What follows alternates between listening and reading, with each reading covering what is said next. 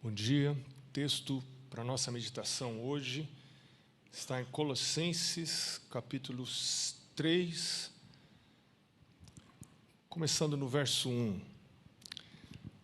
A palavra de Deus diz: Portanto, se fostes ressuscitados juntamente com Cristo, buscai as coisas lá do alto, onde Cristo vive, assentado à direita de Deus. Pensai nas coisas lá do alto, não nas que são aqui da terra. Porque morrestes, e a vossa vida está oculta juntamente com Cristo em Deus. Ontem nós conversamos um pouco sobre a importância e a necessidade, quão essencial é morrer. Paulo falou, cada dia eu morro. E ele falou, estou crucificado com Cristo, vivo não mais eu, mas Cristo vive em mim. É uma morte diária para o eu, uma coisa que eu não quero, Ninguém quer morrer. A gente foi criado com o instinto de preservação da vida, a gente quer viver. E a gente acha a coisa mais legal, igual pinto no lixo, A gente acha a coisa mais legal viver nessa terra aqui. Está ciscando no lixo ali, achando a coisa mais linda desse mundo. A gente quer viver aqui. E a gente está assim, sem pensar que essa vida acaba, essa vida vai acabar, e às vezes ela acaba mais depressa do que a gente imagina. E a gente não vai ficar por aqui. Não adianta, não vai ficar por aqui. E você fica fazendo planos, Eu trabalho aqui, vou juntar um dinheiro, vou guardar, vou isso, vou fazer aquilo e tal, depois me aposento e vou e tal. Você não vai ficar aqui. E pode ser bem rápido. Eu me lembro um dia que eu estava na Paulista Leste, lá em São Paulo, Eu trabalhava na Paulista Leste, era pastor da igreja do Belém, e fui uma sexta-feira, fui à associação. E eu me lembro assim que eu não, por princípio, eu não ando de elevador, Não tenho medo de elevador, mas é que eu quero fazer exercício. Então, eu não ando de elevador, fiz um propósito, Vou por escada. Então, e lá tem bastante escadas, eu fui subindo escadas. E eu normalmente, assim, encaro bem as escadas, Mas eu senti assim que não estava legal. Quando cheguei no último piso, eu estava quase caindo, literalmente, assim, sentindo dormência na ponta dos dedos, dormência aqui. Falei, tem alguma coisa que não está legal aqui. E eu já tinha tido um episódio de hemorragia do intestino. Eu pensei, será que estou tendo um outro episódio de hemorragia do intestino? Tentei conversar com alguém ali, percebi que eu estava perdendo as forças. Eu, sem falar com ninguém para não fazer escândalo assim, desci. Entrei no meu carro, quase não conseguia dirigir. Voltei para minha casa, que não era muito longe dali. Peguei a Radial Leste ali, voltei para casa. Minha mãe estava nos visitando em casa. Falei, olha, não estou legal, vamos para o hospital. Fui para o hospital. Resumindo, no outro dia eu estava à morte, pressão 2/4, não tinha mais recurso para mim. Aquela noite, passei de sexta para sábado, passei tomando bolsas e bolsas de sangue, não sei quantas. Aí o pessoal lá do banco de sangue disse, esse cara que foi esfaqueado, o que aconteceu? Não, hemorragia. Enfim, estava morrendo e falaram assim, não tem mais nada que fazer aqui no hospital adventista. Vamos levar para o hospital sírio-libanês para tentar fazer alguma coisa, mas o médico, que era amigo nosso, mim, da Mari, da minha irmã, falou, olha, só um milagre de Deus agora, porque não tem o que fazer, não dá para operar. Se abrir ele, aí sangra mais, aí cai que acaba tudo mesmo. Então, eles iam tentar enfiar algum negócio por aqui, pela perna, para tentar alcançar ali e tentar cauterizar com um produto químico aquela artéria que estava jorrando sangue. E mostrava assim, ali na tela, mostrava assim, realmente jorrando sangue, saindo. E o cara já é muito forte, muito cheio de energia, Então, perdendo sangue, ele já... E, enfim, eles conseguiram manejar aquilo ali. 2 dias depois, veio um médico me visitar, ainda na UTI, e falou assim: Marcos, não sei, alguma coisa aconteceu. Eu jogava basquete com ele, a gente se conhecia, e ele que fez a cirurgia, depois que fizeram o procedimento. 2 dias depois foi feita a cirurgia, e 2 dias depois da cirurgia, esse médico veio me visitar e falou assim: Marcos, olha, eu não sei, eu fiz com tanto cuidado, mas alguma coisa aconteceu, os exames indicam que voltou a hemorragia. Nós vamos ter que abrir você de novo. E eu, na hora que ele falou isso, eu tive assim a convicção de que eu ia morrer. Não vou suportar uma cirurgia mais. Tive assim, convicção, vou morrer. Se me abrirem de novo, eu não vou suportar. E ele falou: e vai ser amanhã. E aquela noite eu passei assim, na angústia de morte. O que é você estar sabendo que a sua família... E eu tinha comprado um carrinho novo, né? Assim, um carrinho zero, era o mais, naquela época, né? Assim, era o mais simples que tinha, mas era zerinho, né? Novinho. Eu, feliz da vida, o carro estacionado lá embaixo, na porta do hospital, né? A Mari olhando no vidrinho ali da UTI, fazia assim para mim, e eu pensava: é tchau mesmo, né? É tchau mesmo, né? Eu com minhas filhas pequenas, eu pensando: caramba, quem que vai criar essas meninas?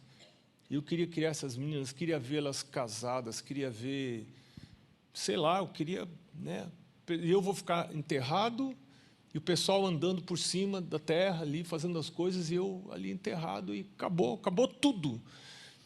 E eu percebi assim, como é difícil a gente se desgrudar desse lixo que é esse mundo. A gente quer ficar aqui, a gente quer ter as coisas aqui, né? E aquela foi uma noite de angústia, foi uma luta muito grande para aceitar uma coisa que a gente não quer aceitar, que essa vida acaba. Essa vida acaba. E por misericórdia, eu acho, Deus me deu essa experiência assim, para me ajudar, porque, claro que eu estou aqui porque eu não morri, né? Obviamente, mas eu tenho mais claro isso depois dessa experiência na minha mente, que eu vou morrer, e a gente não pensa nisso. A gente não pensa nisso, isso é um problema não pensar nisso. Porque a gente tem que pensar nisso. O Jó pensou nisso. Jó falou: eu sei que o meu Redentor vive, e ele por fim se levantará sobre a terra, e ele vai revestir a minha carne, e eu verei ele com os meus olhos, eu verei. Jó chegou a um ponto de se desfazer de tudo. Ele, na verdade, perdeu tudo, e às vezes é uma bênção quando a gente perde tudo, perde trabalho, perde tudo na vida, porque a gente tem noção da realidade. Por isso que Salomão fala, e meu pai gostava de falar esse verso em casa, Salomão fala assim: é melhor ir na casa do luto do que na casa da alegria, porque é quando você vai na casa do luto que você vê o que é real. O real é que tudo vai acabar. O real é que você vai morrer, e eu vou morrer. A gente vai morrer. A gente não fica nessa terra. Essa terra vai acabar. Jesus está voltando. Tudo vai acabar. Para alguns que morrerem logo, vai acabar melhor. Por isso que a Bíblia fala, diz assim: bem-aventurados os que desde agora morrem no Senhor. Bem-aventurado que morre, porque quem não morrer está lascado. Quem ficar para o fim do fim, quando a coisa espremer mesmo, essa pessoa vai ser muito complicado viver nessa época. Vai ter que ter aprendido a viver pela fé. Vai ter que ter aprendido a morrer para o eu e viver, como Paulo descreve em Romanos capítulo 8, né? Viver pelo Espírito, né? Isso é o que a gente precisa. Aquela noite foi uma luta muito grande, porque até ali, eu confesso para você assim, que eu não conseguia muito pregar sobre o céu. O céu não era uma coisa real para mim. Eu pregava sobre Deus, sobre a Bíblia, já era pastor, claro. Assim, eu pregava sobre Deus, sobre a Bíblia, eu cria na Bíblia, cria em Deus, mas o céu era uma coisa assim, não muito real para mim, uma coisa meio distante para mim. E naquela noite, eu tive que fazer essa mudança, né? Porque eu percebi que a minha vida aqui tinha acabado. A vida aqui tinha acabado. E daí eu ficava pensando assim, se Deus tinha sido injusto comigo, né? Se eu tinha... um dia eu tinha decidido entregar minha vida para Deus, e será que Deus não tinha aceitado essa entrega, né? Por que agora Deus estava permitindo que eu morresse? Deus não tinha poder de me curar? E se Deus tinha poder de me curar, por que Ele não me curava? Por que eu tinha que morrer?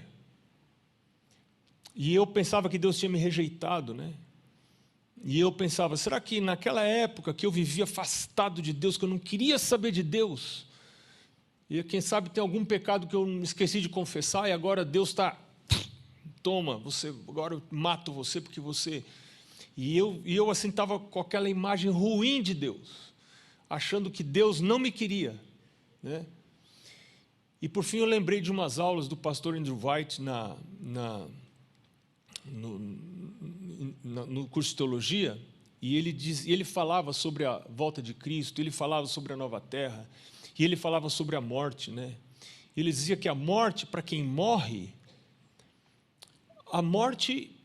em Cristo, é como a sensação que você tem do tempo que você fica morto, é a sensação que você tem quando você pisca o olho. É essa sensação, você fechou o olho e abriu já a volta de Jesus. Você não tem noção do tempo que você ficou lá. Você pode ter ficado 100 anos, 500 anos, 1000 anos, você ficou lá na sepultura, você não tem essa noção. Pode chover, fazer frio, sol, você não tem essa noção, porque você não existe, a vida cessa, acabou. Então, você fecha o olho, tudo desaparece, você abre o olho de novo e já é a volta de Jesus. E isso leva o tempo que você leva para piscar o olho, né? Então, você morreu. Para quem morre, na hora que ele morre, o segundo seguinte já é a volta de Jesus. Porque a hora que ele abre o olho de novo, ele já está vendo Jesus voltar. E eu lembrei disso que ele falou, eu pensei, comecei a pensar, eu não tenho outra opção. A minha opção é agora pensar nessa outra, essa aqui acabou. Eu tenho que pensar nas vantagens de lá. Comecei a pensar lá, eu gosto muito de natureza, gosto muito de mato, gosto muito de bicho, não gosto de cidade, gosto de andar de calção, até sem relógio, sem chinelo, de pé no chão, é assim que eu gosto de estar nas férias. Não é uma cena muito bonita, eu reconheço, mas enfim, é o jeito que eu gosto, né? Eu gosto de natureza, não de coisas artificiais, né?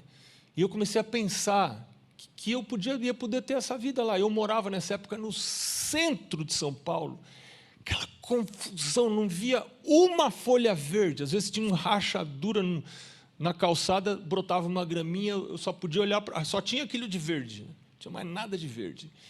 E eu comecei a pensar naquilo, e fazer a transferência, né? Transferência dos meus prazeres, transferência das minhas esperanças para aquele outro lugar, para aquela outra terra que o Senhor foi preparar. E o trabalho de Deus é atrair a nossa mente para estas coisas. O jovem rico foi procurar Jesus e falou, o que eu faço para herdar a vida eterna? E Jesus falou para ele, guarde os mandamentos. Falou de brincadeira, né? Porque não é a guarda dos mandamentos que me faz herdar a vida eterna. Ele falou, tudo isso eu já guardo. Jesus falou, então, agora sim, vai e vende tudo que você tem, dá aos pobres e vem e me segue. Jesus nunca quis que alguém fosse pobre. Nunca foi. Deus é rico, né? Ele tem as riquezas em glória. Paulo fala em Filipenses, Ele suprirá as vossas necessidades, segundo a Cristo vai suprir suas necessidades, segundo a sua riqueza em glória. Ele é rico, Ele é um Deus rico. Por que Deus pediu para o jovem rico vender tudo que ele tinha? para ele aprender a olhar para cima e a depender de Deus. Deus não falou que ele ia ser pobre, Deus falou para ele vender tudo. Deus não falou, você vai ser pobre daqui para frente. Deus não falou isso. Deus só disse, vende tudo. Mas quem disse que vendendo tudo você vai ser pobre? Deus não tem poder de dar coisas maravilhosas para você, mesmo você vendendo tudo. Mas você só venderia tudo se fosse pela fé nele, confiando nele. Então Deus está usando várias coisas hoje para atrair a nossa mente para a eternidade. Às vezes a morte está bem perto da gente, né? E às vezes coisas simples como devolver o dízimo, é morrer. Devolver o dízimo é a morte. Ter um pacto, aumentar a sua porcentagem de pacto, é a morte, é morrer um pouco. É dizer assim, eu não confio nisso aqui, eu confio no Senhor para me sustentar. E você começa a ver a ação de Deus sustentando você. É você adotar os princípios de vida que Deus propõe, é morrer um pouco. Eu tenho comido esse tipo de coisa aqui, que a palavra do Senhor fala que no tempo do fim eu não deveria comer essa coisa. Que eu estou comendo, e todo mundo come e é normal. E o pessoal vai lá e come essas coisas e parece normal. Mas a palavra do Senhor diz que no tempo do fim eu não devia comer isso. Quando é que eu vou morrer? Eu quero ficar vivo. E quanto mais eu quero ficar vivo, mais perto da morte verdadeira eu fico. Porque o pendor da carne, diz lá em Romanos capítulo 8, dá para a morte. Mas o pendor do Espírito dá para a vida, vida e paz. Então Deus está nos chamando em várias áreas da vida. Eu não sei para que área da vida Deus está chamando você para morrer, né? Pode ser que na área do entretenimento, né, você talvez está assim, cativado, não consegue. Essa era para mim uma grande dificuldade. Eu me lembro que eu passava noites olhando filme. E na minha casa não tinha televisão. Como é que eu fazia? E não existia internet naquela época, né? Que minha avó morava com a gente e minha avó tinha uma televisão. Eu esperava minha avó dormir, pegava a televisão dela, trazia para o meu quarto, botava uma toalha na fresta da porta para o meu pai não ver a claridade. E eu passava a noite olhando televisão. Olhando aquelas coisas que, à tarde da noite, não passa filmes evangélicos, né? Não são filmes evangélicos que passam à tarde da noite. Eu ficava olhando aquelas coisas. E eram aquelas coisas que mexiam a minha cabeça, né? Alimentando a minha cabeça com aquelas coisas. E nós estamos no tempo do fim. Paulo está dizendo, filho, é tempo de você pensar nas coisas do alto, encher sua cabeça com as coisas do alto. Então, Jesus está chamando a mim, constantemente a você, para morrer para o eu, morrer para alguns hábitos sexuais que, quem sabe, não são plano do Senhor. E é muito difícil deixar esses hábitos sexuais que não são plano do Senhor, que fortalecem o meu egoísmo, né, e não o meu amor, né? Ellen White diz que o oposto do amor é egoísmo. Eles são opostos, né? E quando Deus criou a relação sexual para ser uma expressão de amor, né, para eu pensar na outra pessoa, esquecer de si mesmo, pensar na outra pessoa. Algumas pessoas desenvolvem hábitos sexuais pensando apenas em si. E chegam ao ponto de ter relação sexual consigo mesmo, né, que é masturbação. É o suprassumo do egoísmo, né? E acaba isso se transferindo para o caráter e afetando as relações, porque eu tenho dificuldade muito grande para amar. Como é que vai amar se eu estou fortalecendo o egoísmo constantemente? Vai ter muita dificuldade de amar, de pensar na outra pessoa. Que coisa difícil isso. Mas Deus pode me fazer morrer. Não tem solução para essas coisas.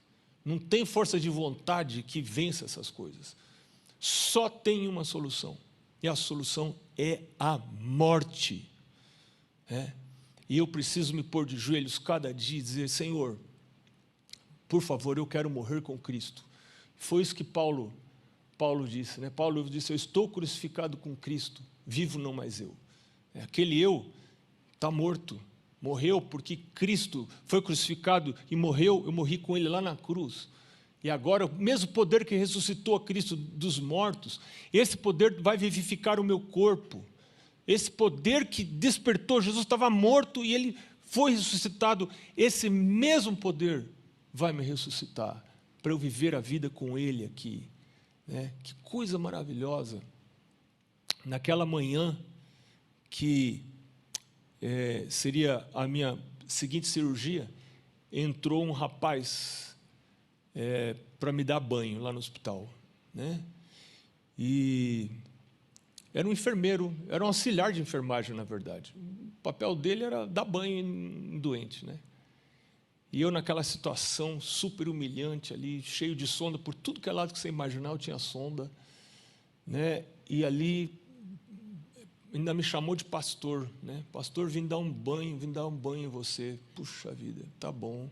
Falou, mas antes do banho, vamos fazer um culto. Puxa, fazer um culto. Falou, que hino que você quer cantar? Né? Aí eu escolhi um hino lá que ele não conhecia. Aí ele falou, eu não conheço esse hino não. Eu vou cantar um outro aqui, vamos cantar um outro aqui. Eu não podia cantar, obviamente, eu estava com sondas e tudo, né? E a minha grande dúvida era se Jesus me aceitava ou não me aceitava. E eu, durante essa noite, eu tomei uma decisão. Eu falei, Jesus diz assim, aquele que vem a mim, de maneira nenhuma eu lançarei fora. Né? Mas, para mim, parecia que Jesus me chutava assim. Não quero saber de você, você não presta, não quero saber de você. Né? E eu tomei uma decisão. Num certo momento lá, eu não dormi aquela noite, foi muito difícil. Eu tomei a decisão, eu vou perseverar tentando agarrar o pé de Jesus. Ele vai me chutar e eu vou tentar segurar o pé dele. Se eu me perder, vai ser porque o Senhor me chutou, não porque eu vou tentar segurar no seu pé. Eu vou tentar buscar o Senhor. Eu estou achando que o Senhor está me chutando, mas eu vou continuar perseverando. E a Bíblia diz, aquele que perseverar até o fim, vai ser salvo.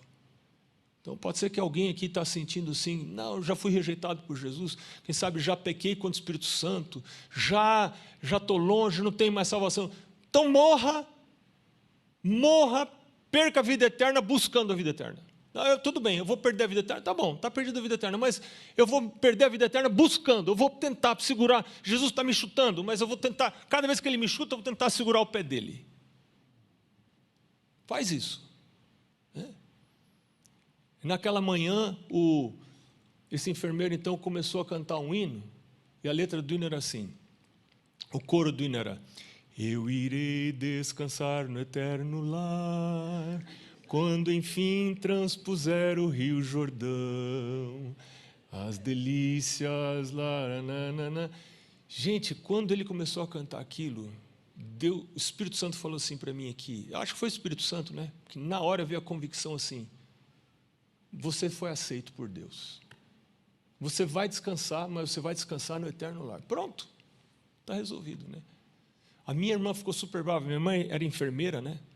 Ela falou, o que esse cara foi cantar essa música? Depois que tudo passou, né? Esse cara foi cantar essa música. Eu falei para ela, pois você não sabe nada. Essa era exatamente a música que ele precisava cantar. Era o hino que eu precisava ouvir. Eu precisava disso, dessa convicção, né? E eu fiquei tão grato a Deus. E ali ele orou comigo, pediu pela minha cura, né? Tomou minhas mãos, falou, Senhor Jesus, cura o Marcos. E eu pensei assim, coitado, ele tão simplório na fé dele, ele acha que ele orando aqui, eu vou ficar curado, né? Eu já sei que eu vou morrer. Eu já tinha aceitado a morte, né? Eu já sei que eu vou morrer. E a partir daquela oração, os exames começaram a mostrar que aquela situação anterior foi diminuindo, até que o médico voltou e falou, olha, não vai precisar fazer cirurgia mais. Você está livre disso. E comecei a recuperar, e etc. Mas uma coisa ficou muito clara para mim. A vida pode acabar muito depressa. Mais depressa do que você imagina. É melhor você já viver morto. Porque o temor da morte não vai ter ação sobre você. Quando você vive com o pavor da morte, com medo de morrer, como a gente leu ontem em Hebreus, capítulo 2, se não me engano, isso leva você a pecar, quando você tem medo de morrer. O medo de morrer, morte sexual, morte do apetite, morte financeira, morte de morte morrida mesmo, né? O pavor da morte me mantém na escravidão do pecado. Mas quando eu digo, Senhor Jesus, minha vida está nas tuas mãos, que seja o que for, se é o teu desejo que eu morra hoje, então que seja, porque eu sei que é melhor. O Senhor é bom, o Senhor não é ruim, o Senhor é um Deus bom. O Senhor vai escolher o que é melhor para mim. Se eu pudesse ver como o Senhor vê, eu também escolheria isso. Eu confio no Senhor. Eu quero aprender a viver pela fé. Me ajuda, meu Deus. Isso é morrer cada dia. Isso é morrer cada dia. E aí você vive seguindo o Cordeiro. Por onde quer que o Cordeiro vá. Onde é que o Cordeiro está indo? Ali que eu vou. Ali que eu vou estar. Ali que eu vou. É isso que eu vou fazer. Esse é o convite do Senhor para você hoje. A palavra de Deus diz: se você foi ressuscitado juntamente com Cristo, busque as coisas lá do alto. Quais são as coisas do alto? Você sabe quais são. Sua Bíblia, os livros do Espírito e Profecia, o serviço de Deus. Você está dando estudo bíblico? Para pensar. Eu tenho pensado assim, o trabalho que eu faço lá na Associação Geral não vale nada para esse aspecto, porque eu estou ganhando para isso. Não dá para saber se eu sou realmente um obreiro de verdade ou sou um mercenário. Não dá para saber. Esse trabalho que você faz aqui não vale para isso. Agora, se eu decido dar estudo bíblico, dedicar uma noite que eu podia ficar em casa, ninguém está me cobrando isso, mas eu vou dar um estudo bíblico. Pelo menos um estudo bíblico por semana. Comece a orar por isso. Senhor, o Senhor quer que eu dê estudo bíblico? Nunca dei estudo bíblico, não sei dar estudo bíblico. O Senhor quer que eu dê um estudo bíblico? Me manda alguém. Comece a orar, faz essa oração. Experimenta fazer essa oração. Manda alguém, Senhor, eu preciso disso, preciso sair desse egoísmo, dessa vida de autopreservação, né? Eu quero entregar minha vida como sacrifício vivo, santo, agradável a Deus, meu culto racional. Eu quero dar um estudo bíblico, meu Deus, me ajuda a dar um estudo bíblico. Você vai ver, eu não dou estudo bíblico porque eu gosto, dou estudo bíblico porque eu preciso, eu entendi isso, que eu preciso, não é por santidade, nossa, que pastor santo que dá estudo bíblico, é bem o contrário, eu preciso mais do que a pessoa que está recebendo estudo bíblico. Eu preciso dar estudo bíblico. Eu desafio você, por amor de Jesus, você pedir a Jesus um estudo bíblico. Não é tanto pela salvação dos outros, pela sua salvação. Peça ao Senhor isso. Deus vai dar um jeito, Deus vai dar saúde para você, Deus vai dar um jeito, mas faça isso. Dê estudo bíblico. Isso segura você nos caminhos de Deus. Esse é o chamado do Senhor. Eu queria agora convidar você para se ajoelhar, para e eu vou, no meio da oração, a gente vai ter um momento de silêncio para que você fale com o Senhor. Você renove a sua entrega ao Senhor. Você faça uma reavaliação da sua vida, que distância você está do Senhor. E peça para Ele, para morrer com Ele. Senhor, eu quero morrer com o Senhor. Né? Eu quero morrer com o Senhor. Se com Ele vamos morrer, nós também com Ele vamos ser vivificados. Vamos dobrar os joelhos, vamos orar?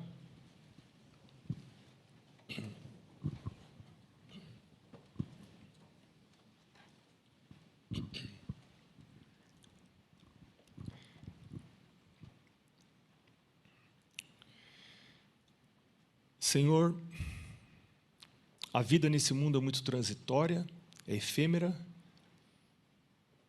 Nós não sabemos quando será o fim dela. Nem o fim da história desse mundo, nem da nossa própria história. mas sabemos que vai ter o fim. Para alguns de nós mais cedo, para outros mais tarde, mas é inevitável, Senhor. Estas coisas vão terminar.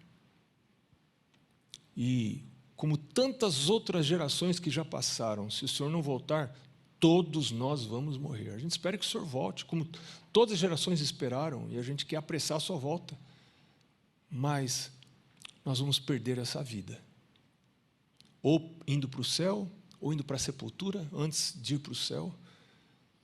Senhor, nós não queremos fazer como o jovem rico, que se apegou a essa terra e decidiu não morrer, mas provavelmente acabou morto, agarrado às coisas às quais ele se apegou, quando Jerusalém foi destruída, só alguns anos depois. Perdeu essa vida e perdeu a vida eterna. Senhor, nos ajuda a ter a verdadeira noção da realidade. E a cada dia tomar tempo para buscar santidade. Isso não vem de nós, vem do Senhor, como presente do Senhor. E agora, Senhor, ouve as orações que serão feitas. Aceita as entregas que serão feitas.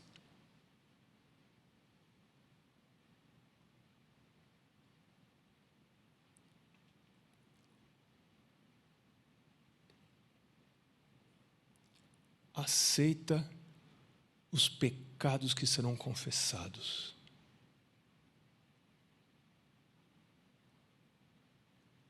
Coloca sobre nós a crença nas tuas promessas.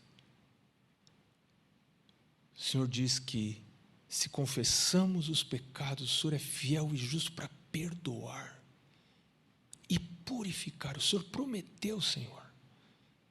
Nós pedimos que o Senhor cumpra essa promessa. Nós pedimos estas bênçãos, em nome de Jesus. Amém.